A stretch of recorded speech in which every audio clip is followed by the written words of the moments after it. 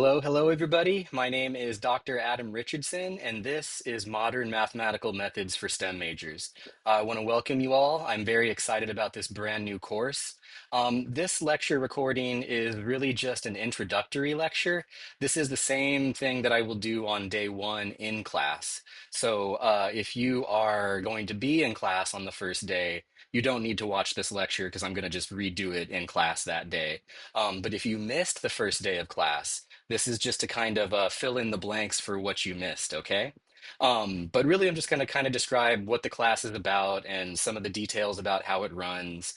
Then I'm going to talk a little bit about some important facts about math and things like that.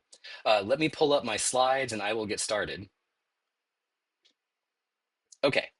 So, like I said, this is just an introductory section. I want to give a bit of an overview for what to expect in this particular lecture, if you will. So first, I'm just going to talk a little bit about what Math 6 plus 6C is, talk about some of the perks of this course. Then I want to talk a little bit about collaboration and the use of a flipped classroom. This course is designed to be flipped, so I'll talk about that there. Then I want to talk about time management, which is really, really important in college. So I'll give you some tips about time management, and we will help you manage your time throughout the course. I want to talk about what a good schedule is for this course. Then I want to talk about math and technology and how we're going to intertwine the two in this course. Then I'll talk about the lectures, kind of like the one you're watching right now, how you can engage with them on your own. I'll talk about Gradescope, which is basically an online assessment platform that I'm going to use to manage the activities and the exams and so on. I'll talk about homework, which is going to be on the online homework platform Derivita. Then I'll tell you a little bit about myself, talk about some big questions that you should be asking all the time, some big ideas about math, the emotional component when you're doing math, then some important facts. Then I want to shift gears a tiny bit to talk about how to solve problems, the growth mindset, and then I want to finish up just briefly discussing metacognition. So if you haven't heard of that before, I'll talk about it there. So first off, what is Math 6 plus 6C? So this is a brand new math course at SMC, Santa Monica College, covering mathematical content that is at or around the pre-calculus level. And it's designed to prepare you for the calculus sequence, but also emphasize concepts and skills that are relevant to modern math and science that is currently being done today, all right? Um, so that being said, this is essentially like a pre-calculus class, but it brings in some stuff that's a little more advanced than pre-calculus and a little less advanced than pre-calculus and kind of bridges the gaps. So this course focuses on building and applying mathematical intuition, tying basic mathematical ideas and structures to their more advanced analogs, and we're going to draw the connecting line between them. So you can kind of build those skills from the basic skills to the advanced skills, and you'll see why they connect the way they should. So if you've ever struggled with math not making sense, then this course really is designed for you, and you will leave the course with a robust understanding of why these mathematical structures are the way they are. So it's pretty cool. Here are some other perks about this course. For one, it is a ZTC course, which means zero textbook cost. So you don't have to pay for any of the course materials. They are provided to you for free, including all of these things. For each one of the content sections of this course, there is a set of slides, a pre-recorded lecture, kind of like the one you're watching right now. There are associated fill-in notes that mirror the lecture and the slides. There is an in-class activity that we will do for each content section, and the solutions are made available the next day. And there's a robust, custom-written online homework assignment developed by SMC math faculty and students. So there's really a lot of cool stuff going on here. Um, so all the course materials, they've been developed in-house by myself and my team of math faculty. So thank you to them, Professor Lopez, Professor Rodas, Professor Lai, Professor Wang, Professor McGraw, and even more. So just thank you to all of them for helping make this course a reality. But also thank you to a team of SMC students who have also been helping. They learned how to code the homework and they helped me code the homework for the past year and a half. So thank you to Jae-Sung Hwang. Thank you to Thomas Yamada. Thank you to Justin Chang. And thank you to Jack Olson. Your help has just been invaluable. So if you ever happen to bump into them, please shake their hand and tell them that they are amazing because they really are. Another cool thing is representative faculty from the other STEM departments helped us develop the course by giving us direct advice about what mathematical skills and knowledge they want their students to have so that they will exceed in their STEM courses. So that information is also built into the course. Other good things about the course, it's only 4 units. So you only have to pay for 4 units of tuition, but we still get 6 hours in class. So you save money on tuition, but you still get a substantial amount of in-class collaboration time. And that leaves units freed up for you to take other courses that you need to complete your STEM degree. So a bunch of cool stuff. Now I want to talk a little bit about collaboration. So the format of Math 6+6C is flipped. So what you are going to do is you're going to watch pre-recorded lecture videos on the content before attending the class meetings. All right. What we do in class is we spend that time working together to discuss, explore, and expound upon the content that is in the lecture. So you got to make sure you watch it before you come to class. Okay. This might be your first time taking a flipped course, but the method has actually been around for decades. It's not a new thing. It's been gaining more popularity in higher education starting about 10 to 15 years ago because studies have shown that it can be more effective for student success than a traditional lecture format, which is where you would come in, you would sit down, the professor would get in front of the class, and they would lecture for the entire class period, right? Maybe you could ask some questions along the way, but that's a traditional lecture format. And this course is not that.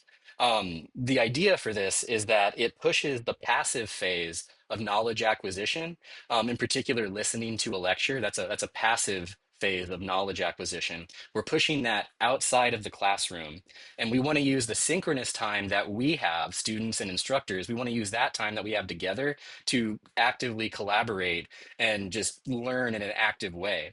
And that's something that you can't really replicate outside of the classroom. So we're bringing that collaboration time into the classroom and pushing the passive knowledge acquisition to outside of the classroom. All right, that's the idea. Now, a couple of notes about my classroom. So, there are different instructors that are teaching this course. So this is really just about my classroom. These class meetings are what I like to call our collaboration meetings. They are designated time for us to work with each other, work with your peers, work with me, and work with our embedded tutor if we get one. Hopefully we do. An embedded tutor is a student employee in the math department, and they basically come to class every day and they help with the class. It's really, really cool. Hopefully we get one. We'll see. I always ask for one, but it's never a guarantee that we'll get one. So here's what every class meeting looks like. If you're wondering, like, what is the structure kind of? So every class meeting starts with me reviewing the lecture and the slides. I'll pull up the slides. I'll quickly run through and review some things that I think are critically important. I will answer any questions you have about the lecture. If you're like, wait, can you explain how you did that example? Or can you explain this definition more? Or if you're like, I'm really just not understanding this part, you can ask them and we will have plenty of time to go over that and I can talk to you about it and we can also work on it together. So that's like the beginning of class. Also, homework questions. So if you started the homework and you're like, I am really having trouble with number 4 in section 6.2, well, you can ask it at that time and I can do it for you for the whole class. All right. So yeah, don't be shy. Please don't be shy. Ask anything, ask everything. We are here to work together. It's like my favorite part, honestly, working with you. So what I do is after the lecture review, I'll split you up into groups of about 4 to work on 1 or 2 activities in groups. Then I'll move around the room assisting you with the activities, me and the embedded tutor. And the idea is that this actually gives me more opportunities to work with you one-on-one, which is one of the reasons I like flipping my classes. It gives me more time to see how each of you are coming along and how well you're understanding the content. And you really can't do that with a traditional lecture style. So this is why I like to do it this way. What's cool is our classrooms actually have whiteboards on all the walls. So you're going to use those to work out the problems together. I'll print out some activity sheets, or you can just find them on Canvas. And then you'll work on those throughout the class and write your answers on the board. And you're actually just going to take pictures of what you do and then upload it to Gradescope, which I'll talk about in a few minutes here. So a couple notes about groups, because I know a lot of people have concerns about group work. I totally get it. Trust me. I guess I should give you fair warning. You're always gonna have to work in a group in some capacity, so you're just gonna have to get comfortable with that. But what I do is I actually remix the groups during the first few classes, the first few weeks. I'll usually mix up the groups just so that everybody gets a chance to work with each other and just make connections. You want to make connections and you want to network in college. That's critical. And a great way to do it is with group activities. So once you do the activities in class, you will submit them to Gradescope as a group.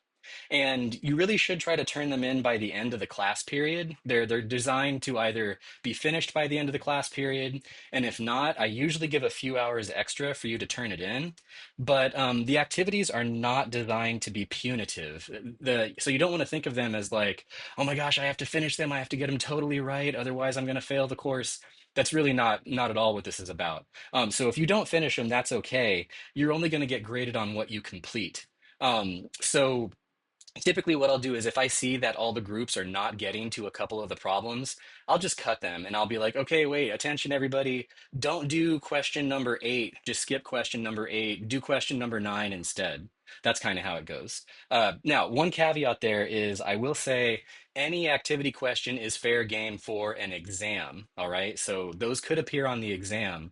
And that's actually one of the reasons why I supply you with a full set of solutions to each one of the activities. So basically, about midnight, so the middle of the night, the solution for the activity that we did that day will post on Canvas. So you will be able to see the solutions and you can use those to study for the exams. All right.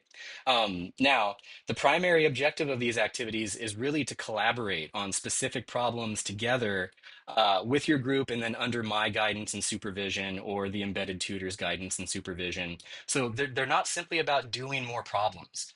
One of the cool things about this type of structure is you will actually learn new things doing the activity. And some of the things I have actually left out of the lectures, where it's like, oh, here's this new identity that we can talk about. You're going to derive it and prove it in the activity. So, in that way, the learning process is very explorative and it's like a discovery process, which is really fun. It's not just, listen to me talk, regurgitate what I say, take a test, make sure you can regurgitate it just right on the test. That's not what this course is about. Okay, so that just gives you a little bit of an idea of what my classroom is like. So now let's talk about time management. So this is a big deal, okay? What we've done is we've put together a generic weekly schedule template, which I will hand out to you on the first day of class. You can also find it on Canvas. And this is to help you develop a realistic weekly schedule for your school, work, and life commitments for the next 16 weeks. Time management is it's a necessary skill that everybody needs to learn, and it is critical for success in college. Like you just have to practice it and get good at it. I know that I struggled with it a lot when I started college, but by the end, I was an expert with it. I finally figured out what worked, and I'll talk more about that in a minute here. But so the weekly schedule, fill it out. Update it weekly as needed. I can print out as many as you need if your schedule changes each week because you don't know what your work hours are going to be. That's fine. Let's help you schedule that so that you can succeed in college, okay? One thing to keep in mind, because I know when you're like, oh my gosh, a weekly schedule template and I got to fill it out. One thing I really want you to take to heart about college and especially semesters is this: semesters end, okay? So the schedule commitment that you are committing to is temporary. And I don't know if I say it here, but wait, is it on the next schedule? Yeah. It's on the next slide. I'll wait to say it until then. But talk to me about time management. I'm an expert at it, and I can help you work out the kinks. All right. Please, I encourage you to come talk to me about it. I got really good at it as I got further along in college. So let's talk about what a good schedule would look like for you. For one, use the weekly schedule template and stick to the schedule. Okay.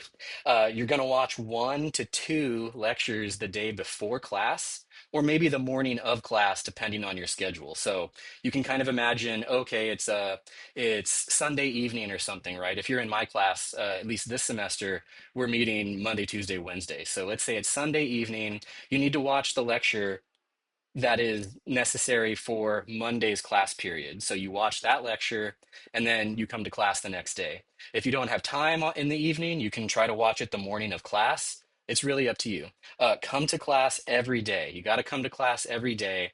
That is when we have opportunities to talk to each other. So come to class every day, ask questions, work on the activities. If you finish the activities early, you can do the homework. Like you can do the homework in class. You have that time, okay? So I also recommend that you do the homework for the section the day you watch the lecture or the day that we do the activity. All right. So don't wait. Don't push off the homework until the weekend and try to do 3 or 4 sections of homework on the weekend. Try to at least start it a little bit, either after you watch the lecture or after we do the activity. You don't have to complete all of it. Just try to like get it started to help those ideas settle in your brain. In my class, I make the homework due the day of the exams. So for example, chapter one, there's 6 sections of homework, right? Those 6 sections are due when the day of the first exam begins. So when you come to class to take that exam after those 6 sections, the homework is due then. So you can kind of adjust your homework schedule as you need, but this is what I recommend. This is what I recommend. And then the big thing is this, keep pace. Please keep pace. That's another important skill.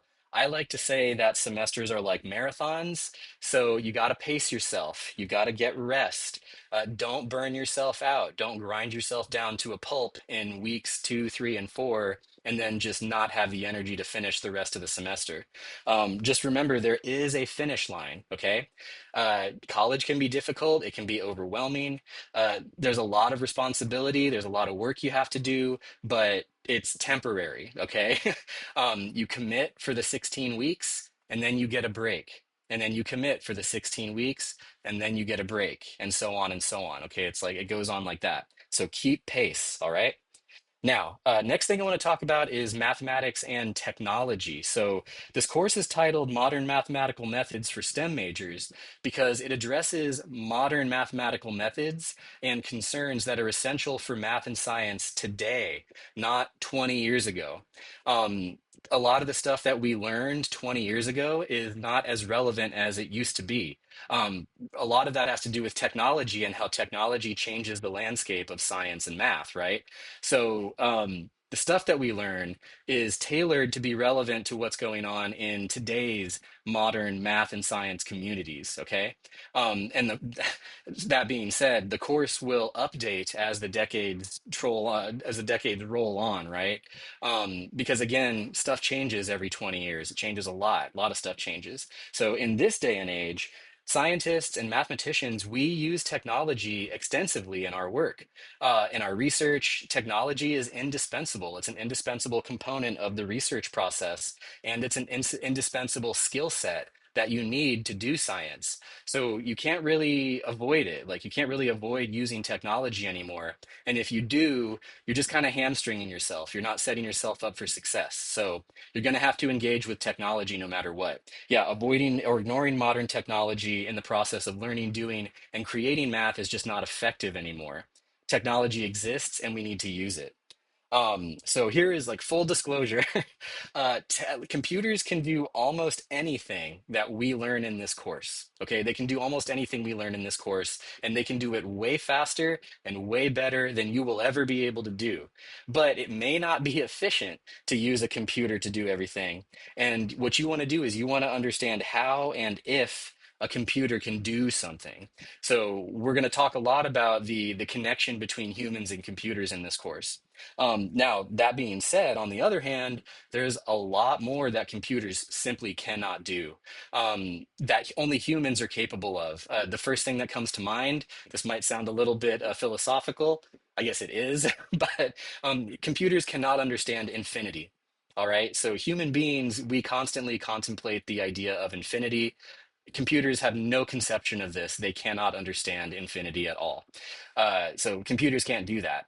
That's actually why we spend a lot of time talking about approximation, which we'll discuss at length in this course, which I'm excited about. So what you want to focus on is the human component of math and science. What do humans need to do, and how can we use technology to our advantage? So a deep and nuanced acknowledgement of the role of technology in learning, doing, and creating math is important. We're going to explore that role. Um, Yeah, so as we start to embrace and explore this interrelationship, you should keep the big questions in mind at all times. I'm going to reveal these big questions in a few slides here.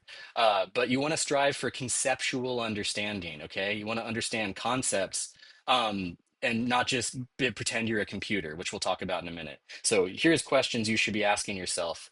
Where does a human's job end? Where does a computer's job begin? And embrace that connection. So don't use a computer unless it's necessary. And when you do, you should ask yourself why it's necessary. Like, do we really need the computer to do this? Why are we using the computer for this? Those are questions you want to ask and answer as we go along in this course. Now, more on technology, let me talk a little bit about Wolfram Mathematica and Wolfram Alpha Pro. So here is something amazing.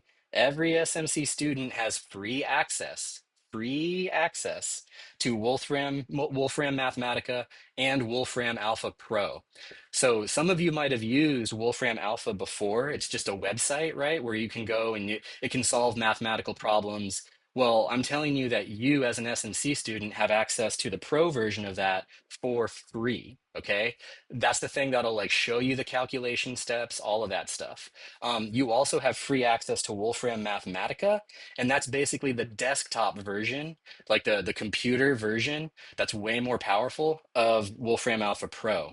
All you need to do is you navigate to this site, www.wolfram.com/site info. You have to enter your SMC email address to get access, okay? But if you are an SMC student, you have access to this software, okay? We got funding for that a couple years ago. Um, this is a note. So for those of you that do decide to download Mathematica, which you should, the documentation is actually extremely well organized online. So if you're looking to save hard drive space, you don't need to download the version of Mathematica that comes with the documentation. You can actually just go online. You can Google it. Like you can literally just go Mathematica factor a polynomial, and then it'll give you the command that you need to use to factor a polynomial, for example. Um, so yeah, this I kind of talked about already, but Wolfram Alpha is just an online computational knowledge engine. It's got a very, very powerful computer algebra system. It can do algebra. It can do more than algebra. It also actually has a GPT interface. So if you've used Chat GPT before or something like that, Wolfram Mathematica has that built in if you're interested in using it. Yeah, I just said this. Mathematica is the desktop version. This software gets used a lot in modern technical computing, and it can help immensely with some of the problems we're working on when they get to be really complex, which you will see when we get to them. I have used it extensively in my own research because every now and then I'll come across something that is just not worth calculating by hand. I know that I could do it, but it would take me like a couple of weeks to go through the calculation, whereas Mathematica can do it in seconds. So it's good to know this technology exists. Um, we're going to use it several times in the activities to do some computations. I encourage you to use it to check your work and just to gain comfortability with syntax and things like that. All right, there's also Desmos. I think many, if not all of you, have used Desmos before. If not, you should check it out. It's really, really cool. It's basically an online graphing calculator, but it's incredibly intuitive, and I highly recommend it. I'm going to use it in the slides, and our homework platform actually has a Desmos interface. So some of your questions will actually, you'll be interfacing with Desmos in the question itself, which is pretty cool. Oh yeah, if you ever need to make a quick high quality graph, or just verify that a graph that you've drawn is correct, Desmos is great for that kind of thing. It's got computational abilities. It can do calculations. It can compute sums, all that kind of stuff. There's also a mobile app, so that's kind of nice. You can just pull it up on your phone, which is always nice, right? Okay, so the syllabus, I'm actually going to skip this part because this is just a lot of technical stuff related to, policies, grade category weights, other links to resources like the date and time of our class. You can find the syllabus on Canvas. If you've got questions, just ask me and I can answer them. We'll go over it in its entirety on the first day. So maybe that's one of the benefits about watching this this lecture is I won't go through the actual like syllabus part. I'm not doing that here, but I will do that on the first day. We'll go through the syllabus and hit all of the important points, okay? All right, so a little bit about the lectures. So all the course lectures, they're available on my YouTube channel. They're also available on Canvas. You can just go to our courses Canvas shell, go to the associated section page, and then the link will be right there. What I recommend is this, actually. So you might think this is kind of weird, but I recommend scheduling watch parties and just watching them with your peers. If you want, you can actually check out a study room at the library or reserve a study room at the library or the math lab, and you could watch it all together. It can be more fun that way, and then you can talk to each other as you watch, and you can make fun of me and stuff. Uh, for my class, at least, you can watch them at double speed. You can watch them at 1.5 times speed. You can pause the lectures. You can rewatch them, etc. I want you to engage with them in whatever way works for you, and I can help you figure out which way works for you. My students in the past and currently, they all do different things. I've got some students that will literally watch them at 2 times speed and they can handle it and they're like, I got it, cool. Some of them, they just want it to be a little bit fast. Some students have to watch it at 1x speed and they'll rewatch it a couple of times, whichever works for you. But just make sure to watch them because they'll go through all the content, okay? The average video runtime is 53 minutes. I just finished recording the lectures the other day. So again, it is a lecture, so it'll be basically like this. It'll be this kind of a format. You'll see me up here in the corner. There will be like slides right here. But what I will do is I will actually prompt you sometimes to pause the video to work out an example. And what I'll do is this. I'll throw up what I call the thinker, which is the thinking emoji. And this is where I want you to kind of look at the question, ponder it, mull it over in your head. Then I'll throw up the speaker. And this is an important part because what you want to do is you want to engage with the lecture in some way. And a great way to do that is to simply talk out loud. It doesn't have to be to anybody. It could be to yourself, but you can talk to your dog, you can talk to your cat, you can talk to your peers if you're watching it together, but you want to say something out loud when prompted to give your brain that verbal feedback, and that will help you make sense of things. A lot of times if you think something is correct or you think something's incorrect, and then you say it out loud, it just reveals a lot about if it's correct or not, right? So speak out loud. That's what I'm saying. And then I usually throw up the writer. So if I want you to actually write a problem or solve a problem, I'll throw this up. And again, this is where you can pause the video when prompted to try to work it out. Now, at least in my class, I am not keeping track of whether or not you do that. You're in college, so you don't have to do that. You're responsible for your own learning process. If you don't want to do that, you don't have to, but I recommend it because it can help you make sense of things and learn things. Okay. So that's what you want to do. And then come to class the next day with questions. All right. Come to class the next day with questions, and I will be happy to answer them. Please ask them. It's way fun. All right, so let me go back to this, put those away for now. I want to talk a bit about Gradescope. So you're going to submit all of your activities to an app called Gradescope. It's also a website.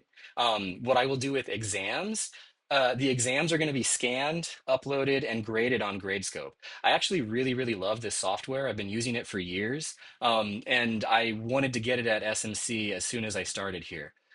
It just makes managing all of this stuff really, really easy. It makes the grading very transparent.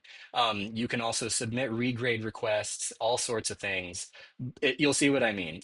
It takes like a couple of times to get used to it, but I think you'll love it once you get used to it because everything is transparent. You will get to see all of your work. You will get to see all of my feedback. You will get to see why you got points or why you didn't get points. You'll get to see all of that. You have a record. I have a record. Nothing's getting lost. It's great. Okay, it's great. So what'll happen is this: by day one of the class, you should receive an email from Gradescope asking you to join the course. Check your spam folder. Gradescope is kind of a spammy sounding name. So a lot of times that email gets sent to your spam folder. Now, if you're adding the class late, uh, just come talk to me because I may not have added you to the Gradescope course yet. So if you came in and you're adding on like day two or day three, I have to wait until you're on Canvas before I can sync you onto the Gradescope course, okay? But for those of you that are already enrolled, uh, on day one, I will sync the Canvas roster with Gradescope, and you will get an email from Gradescope, okay? Yeah, all my feedback will be on Gradescope, so make sure to read it. I'll show you how to use it. I'll show you what it looked like when I was a student and used it as a student, because I also used it as a student and I loved it. But one thing you can do right now, if you are watching this at home or if you're just watching this anywhere, just go download the Gradescope app to your phone right now, okay? That app is what you're going to use to upload the activities in class. So that being said, actually, if you have a smartphone, please do bring it to class. If you don't, no worries. At least one person in your group will have a phone, so you'll be set. But if you have a smartphone, please do bring it to class. You are welcome to bring your iPad, your laptop. I welcome those things in class. Please bring them if you have them. It'll make things easier. And again, we're going to interact with technology a lot in this class. So please bring your devices if you have one, okay? Um, One thing with Gradescope is log in with your SMC student email address. There's no ad code or anything like that. It's linked directly to our Canvas course. And maybe I'll just say in general, you should always be using your student email address for these things, okay? Not your personal email address, only your student email address. Okay. Now, a little bit about the homework. So, our homework is actually through this online homework platform called Derivita, and it's free. Again, it's free for Math 6+6C students.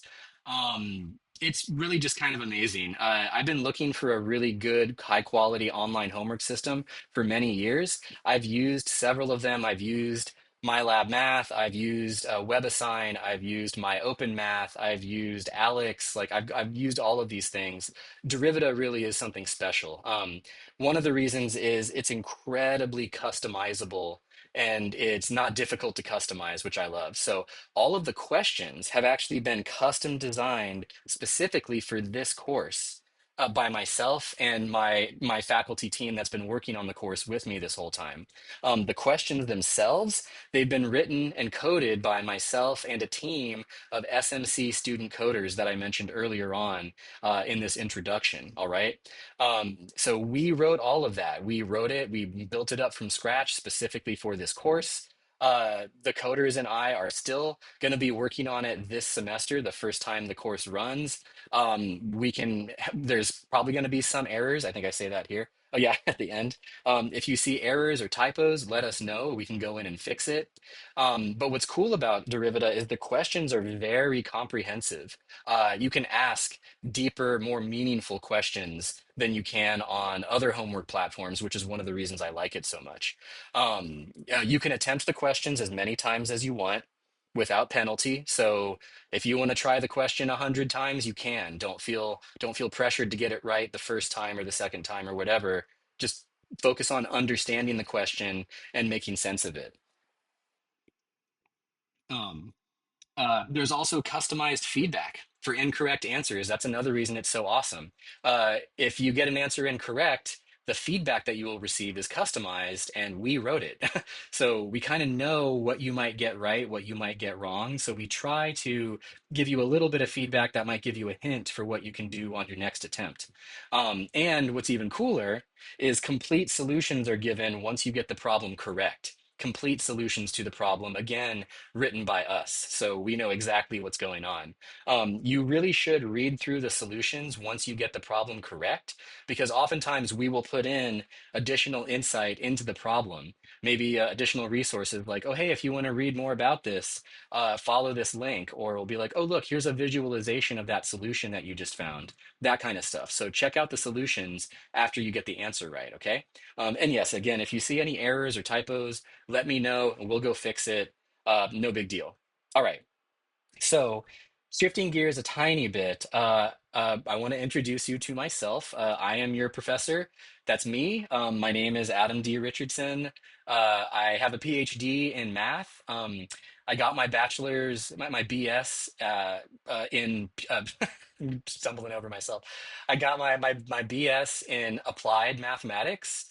Then I got a master's, an MS in pure mathematics, and then I got a PhD in just mathematics. My field of research is actually fractal geometry. So if you've ever seen those like images that you can infinitely zoom in on, or if you've ever heard of like the Mandelbrot set or anything like that, mind-blowing things like that. That's the kind of stuff that I like to study. I study space-filling curves and what are called complex dimensions associated with those space-filling curves. But my trajectory to this is not standard. So I've got a lot of interesting history. I was a writer, and then I was a filmmaker, and I worked in Hollywood for a little while, and now I'm a mathematician.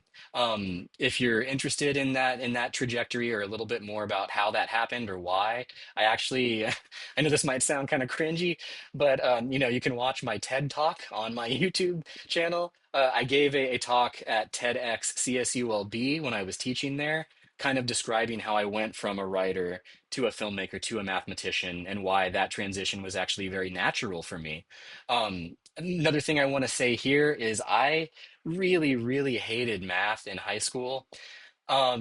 We can talk more about that in class, but I did not like math. So one of the things I want you to understand about math is it is something that you learn and that you can get better at with practice and dedication. I also want you to know that you absolutely can do it, okay? I'll talk more about that in a minute, but just know that even all the way up through high school, I hated math. I didn't start enjoying math until I was in college, and it was just because I had a really good professor for pre-calculus, Dr. Sheldon Axler. He was the chair of the math department at San Francisco State. And he was the first one that kind of taught me that math is supposed to make sense. And he taught me how to engage with math in a meaningful way instead of just this like memorize, regurgitate, memorize, regurgitate. I didn't really understand what math was until I got to his class, and it just blew my mind. And basically I took Calc 1 the next term, and after that I was like, I want to be a math major. Like I realized that was what I was looking for so long. So now I love math so much that I've dedicated my life to continuing to learn it, to produce new math research, and importantly, helping others love it too. So I hope I can help you fall in love with it at least a little bit, even if you hate it. Okay, I totally get it if you hate it. I totally get it. Now, so here are some big questions that you should be asking all the time. I briefly mentioned these a minute ago, but these are questions that I think students need to be asking all the time, not just in my class, but in all of their classes, even all of college and beyond, okay? Big questions like, why am I learning this? Why should I care about this? Those are huge, really important questions, and you deserve answers to those questions. You might not feel like you do.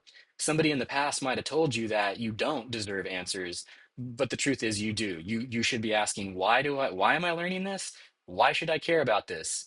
Make it make sense to me. Like, what is the point of this? When will I use this? When will I use this in my STEM career? This is a big question too. It's not just when am I going to use this in the next math class, right? The question is, when will I use this in my career? So you want to ask those questions, and you do deserve answers to those questions. And I will give you those answers. Okay. Another thing you want to ask is, what is the intuition for this idea? This course emphasizes intuition a lot, and you might be surprised that a lot of mathematics is actually very intuitive, and the rigor that comes in, or that you see present in mathematics, originally started as some intuitive idea that we applied rigorous logic to, and that is what became the mathematics. Okay, so what is the intuition for this idea? Does this make sense? Okay, mathematics should make sense. That's like one of its main goals, is to make sense to everybody and anybody, no matter what. And then this is a big one too, and this has to do with metacognition. But you've got to ask yourself, when do I lose the feeling of understanding? Um, Again, anybody that's taken a math class, there's this point where you're like, you're following along, you're listening, you understand, or you're like reading the book and you understand what's going on. And then all of a sudden you're like, wait, what? And you just like lose it. And you're just like, I have no idea what's going on. Pinpoint those moments because that's when you lose the feeling of understanding, and then tell me, okay? And then ask the question. Be like, wait, whoa, whoa, whoa, whoa. What the heck were you talking about? That makes zero sense. Can you explain it again? This is also why I like working with groups, and I like you working with your peers, because again, they may be able to explain an idea better than me. Okay. That's why you've got to communicate and collaborate with each other, which we'll do. All right. So here are some big ideas about math that I want to talk about just to kind of set the stage. All right. So this is a good one to take to heart. What does mathematical understanding look like? Well, one hallmark of mathematical understanding is the ability to justify in a way appropriate to the student's mathematical maturity why a particular mathematical statement is true or where a mathematical rule comes from. Okay, and that's just from the Common Core standards. So, mathematical learning or mathematical understanding, authentic mathematical understanding means you understand why a thing is true. You can explain it. Maybe if you've ever heard of like Eli 5, explain it like I'm five, that whole thing, you should be able to do that. Another thing is it's called the Feynman technique. If any of you know who Richard Feynman is, he always said he didn't really fully understand a concept unless he could explain it meaningfully to a child, right? Now, that child may not understand the technicalities of calculus, for example, but you should be able to rephrase the idea in a simple enough way that a child could basically follow the general like sweeping ideas of it, okay? So there's that. Another thing, demand intuition. Okay, demand intuition. This is another big idea. You should be asking for intuitive understandings of these things. Appeal to basic counting if you can. You'll see that a lot in this course where it's like, oh, how are we going to do that? We're just going to count, and that's all you really got to do is just count. Always try to imagine a picture. If you're able to, always try to imagine a picture. Another big component of this course is stitching together algebra and geometry. Um, we're going to look at pictures of what we do algebraically and vice versa. We're going to look at algebraic results that we get geometrically. There's a connection between those things, an intimate connection. So try to imagine a picture if you can. Now, there's also two parts to mathematics, and I like to let students know about this on the first day. One, there are the ideas in our minds that we want to talk about with other people. It's a mathematical idea that we want to discuss with others. Then there are the literal symbols that we use to write down those ideas. Those are two totally separate things, okay? The ideas versus the symbols we are using to express those ideas. I always go back to this. I remember when I was in graduate school and I was studying, I was reading one of my books, and my dad looked over my shoulder and he was like, "Oh, I see those hieroglyphics there, but I don't understand any of them." And I kind of laughed and I was like, "Well, they are like hieroglyphics. They are symbols that are representing an idea, and we use those symbols to communicate those ideas." But of course, if you haven't studied hieroglyphics, you're not going to understand what these hieroglyphics say, right? But that doesn't mean that the hieroglyphics are the ideas. They are just representing the ideas in a communicable way, okay? So in my experience, I find that students are typically strong in one of these categories, but not the other. So there are some students that totally get the idea, but can't manipulate the symbols well. And then there are students that can manipulate the symbols well. They can solve for X, but they don't really understand like what they're doing when they solve for X. And one of my goals is to bring you all up in both of those categories, okay?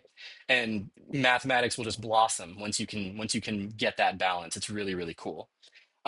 Here's another one, the emotional component. So, okay, we got to talk about this.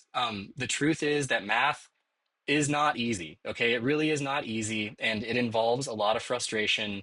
If anybody's saying that it's easy, they're lying. Okay, it's not easy. It just depends on how much exposure you get to it and how much you have acknowledged your feelings and learned how to work through those feelings. So acknowledging your feelings about the process of learning and doing math is important and it's necessary. Um, yeah, learning how to cope with those emotions is part of learning how to do math. I mean, there have been many, like countless times now where I've been working on a math problem and I'm not getting it. It's just not working out. I spent an hour on this, 2 hours on this. It's late at night. I finally just get too frustrated and I'm like, oh, I just can't do it anymore. And then I go to bed and I'm like, you know what? Screw this. I'm going to bed. And then what happens is when I wake up the next day and I think about it, suddenly it clicks and I'm like, oh, that's what it is. That makes sense now. So sometimes you just got to accept that like it's not clicking now, But go to bed, like go to bed and wake up the next day, and you might be surprised that it just suddenly makes sense. Your body just needs that rest. It needs that time to let the idea marinate in your brain, and you'll see. It's just it's cool. It's happened to me so many times. I can't even explain how many times it's happened. Okay. I also really, really like this quote from the mathematician Andrew Wiles. Andrew Wiles is a famous mathematician because he proved Fermat's last theorem. It was a theorem that was unsolved for hundreds of years, and he finally proved it in the mid 90s, if I remember right. So he said this when asked about math and doing math. He said, to do math, people tend to believe there's something you're born with, and either you have it or you don't. But that's not really the experience of mathematicians. I agree. We all find it difficult. We all find it difficult. It's not that we're any different from someone who struggles with maths problems in the third grade. We're just prepared to handle that struggle on a much larger scale. We've built up resistance to those setbacks, okay? That is the process of learning and doing math. It's difficult. And again, I'm not unlike a kid who's learning how to multiply in third grade. It's just I've spent a lot of time learning how to cope with my emotions over it, and I've worked at that on a much larger scale, all right? M- Math ability is not something you are just born with and you have it or you don't, okay? You can learn it, trust me. I did. I didn't even like math until college, okay? And now I have a PhD in math. You can do it, trust me. All right. Here's another one. I get this question asked of me a lot. Like, what's the highest math class you've ever taken, Dr. Richardson? Well, the truth is there is no highest math class. That doesn't exist. There is no end to math studies. You just decide when you want to stop going down the rabbit hole, and you can go on forever if you want, like mathematicians do. There is no highest math class. You can always learn more. What happens is once you get to a certain level of mathematical knowledge, a giant field opens up in front of you, and you can just explore the field, and you can explore however long you want. And you can go down the rabbit hole forever and ever and ever. There is no highest math class. I like these this series of pictures here, the sequence of pictures, I should say. This is a very famous mathematician, Alexander Grothendieck. He's the father of algebraic geometry. He's one of the people that showed the intimate connections between algebra and geometry, which we'll actually see in this course. So here he is when he's in college. There you go. This is him when he's a little bit older, going bald now, losing his hair. This is him when he's, much older. And then this is him shortly before he died. And by then he was Gandalf. Right. So he continued to study math and do math and create math for his entire adult life. There is no highest math class. There is no end. He just kept going and going and going. And I do too. It's just really, really fun. I could do it forever now that I know what it's really about. Um, so here is an important thing also, and I want you to take this to heart. Math is designed to be understood by anyone and everyone. That is its whole purpose. Its whole purpose is to be understood by anyone and everyone. And take this to heart too. If something in math doesn't make sense to you, it's usually because it's not being explained well enough, okay? For real. Like if it's not making sense, it's probably because it's not being explained well enough. And the more time we spend talking about it and discussing it and collaborating about it, it'll make sense. Like I guarantee you can get to that point. So I am confident that every single one of you can get to the point where you can understand any mathematical idea in an intuitive and meaningful way. Okay. That's one of the goals of this course. We can help you get there. All right. Another thing, you are not a computer. Okay, you are not a computer, so do not try to be a computer. Don't train yourself to be a computer. Don't restrict your mathematical ability or understanding to being able to do calculations, okay? You want to emphasize conceptual knowledge and intuition. That's the human part. We've got computers to do computer stuff, all right? We have that already. What we need, yeah, we have machines to do calculations, even algebra, okay? Machines can do algebra now. What we need humans that can understand things conceptually and solve problems and frankly, even just state the problem that needs to be solved. That's a human's job. That's a human's job. Now, keep in mind this. So I say this to all of my students. In the future, your job will often involve translating an idea into a form a computer can understand. Oftentimes, this is called coding. That being said, if you are a STEM major, you've got to learn a programming language, okay? Um, Something like Python or Java or C Sharp or C++. Even if your counselor said your STEM degree doesn't require it, learn it. Trust me. It's an indispensable part of modern math and science. Don't avoid learning how to code. Now, I'm not saying you need to learn how to code in this course. Like it's not like you've got 16 weeks to learn one of these programming languages. No, that's not what I'm saying. What I'm saying is over the course of your degree or degrees, learn how to code in at least one of these languages so that you can translate your ideas into code, okay? Um, I personally was never a big fan of coding, and one of the reasons I got a master's in pure math was because I wanted to avoid learning how to code. But then when I got into research mathematics, I was like, oh, dang, yeah, I'm gonna have to learn how to code. Like you cannot avoid it. So you're early, like you're early, give yourself a leg up. Start learning how to do it now, and by the time you finish your undergraduate degree, you will have an incredible skill set that'll make you more marketable and it will make you more competitive when you enter the job market. Okay. Trust me on that. Just please. That was one of the best bits of advice I got when I was in my PhD program. Okay. Now, uh, pivoting just a little bit. So now that I've gone through some important facts, I want to talk a little bit about solving problems, the growth mindset, and metacognition. Okay. So this is an interesting study, and I think this will kind of explain where I'm coming from. But the question is, how can students approach a problem?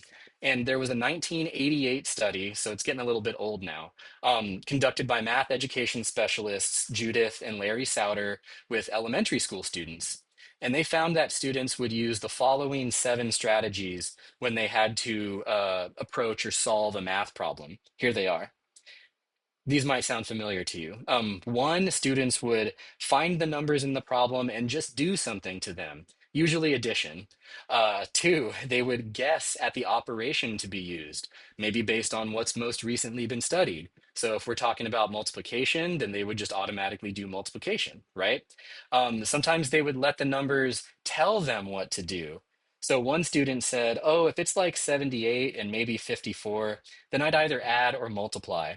But if the numbers are 78 and 3, it looks like a division because of the size of the numbers, right? Sounds familiar? Um, some students would try all the operations and then just choose the most reasonable answer after doing all the operations. Some students would look for key words to decide what operation to use. For example, if they see the word altogether in the sentence, they think they have to do addition, right? Sometimes they would narrow the choices based on the size or the expected size of the answer. And then 7, they would choose an operation or a relation based on making sense of the problem. All right. Okay. So this is one of those times where I want you to just ponder this for a minute, look over these, and just think about them for a moment. Okay. All right. Now say something out loud about what you're thinking. What are you thinking about when you read these? Remember, you don't have to say it to anybody. If you're alone, just talk to yourself. It's okay. It's not weird. Trust me. Or if you're watching this with somebody, you can talk to them and say, you know what? I think this. So say anything out loud to give your brain that feedback. Okay. And now let's talk about them together. So, for one thing about these, I'll say this first, actually. We've all used these methods before. So anybody that's like done math or studied math or taken a math exam, you know you've done things like this. We've all done this before. However, only one of those methods actually involved understanding the problem in an authentic way, right? That was actually number 7. The rest of them didn't involve understanding the problem. They involved what I like to call some degree of defeating the assessment. This is a mindset shift. So methods that involve defeating the assessment, what happens is a student will inadvertently restructure their problem solving attempt to one that sees the assessment itself as the problem to be solved instead of the question being asked. So instead of students trying to understand the problem and solving the problem, they're thinking more like, oh, what is the teacher trying to ask me? Okay, wait. We were just talking about division, so she probably wants me to do division. Okay, I'm going to do division now. See, that's a mindset shift. You've taken yourself out of solving the problem, and now you're solving a completely different problem, which is how do I read the mind of the instructor?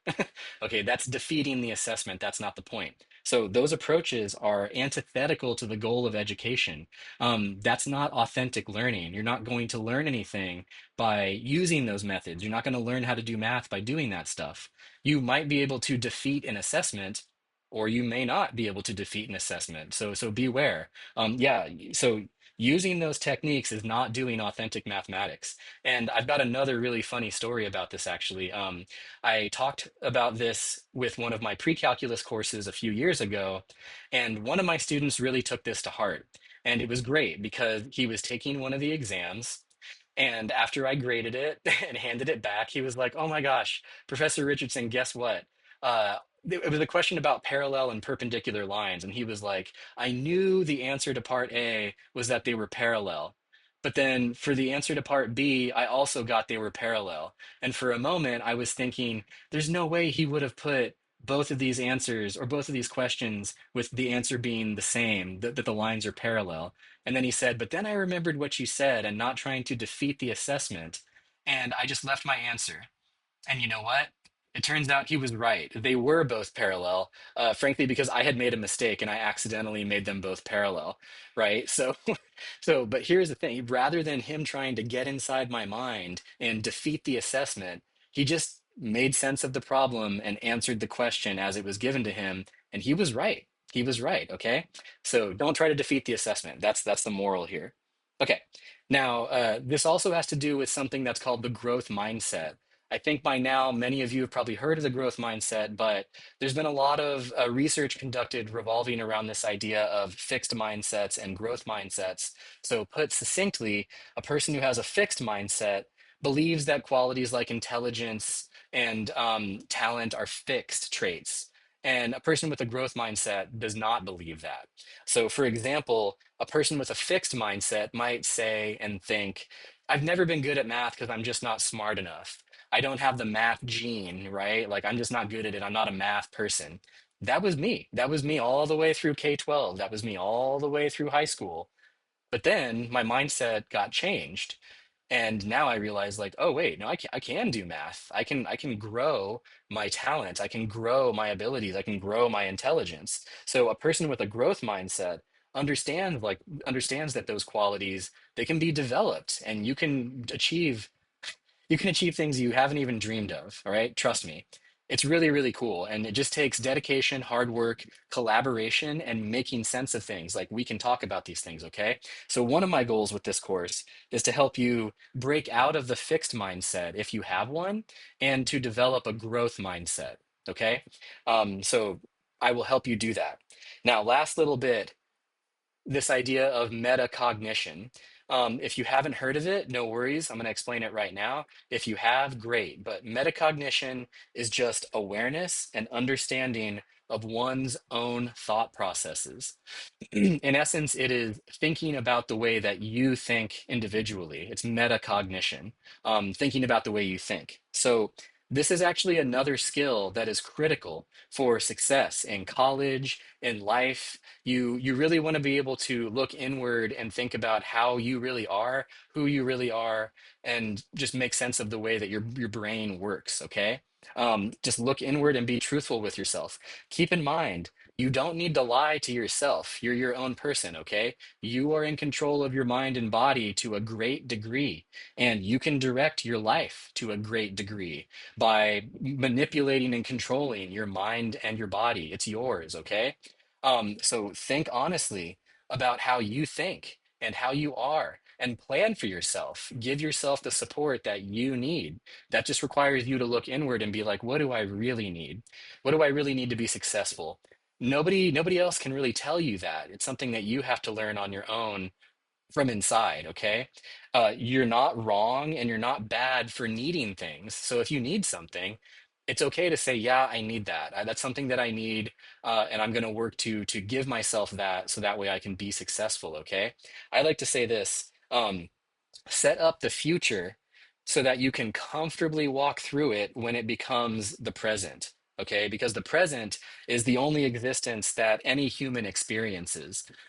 This is a bit philosophical, but humans are essentially trapped in the present. We only ever experience now. There's a moment of existence that we experience, and that moment is now. And when we pass through that moment, that present is now the past, right?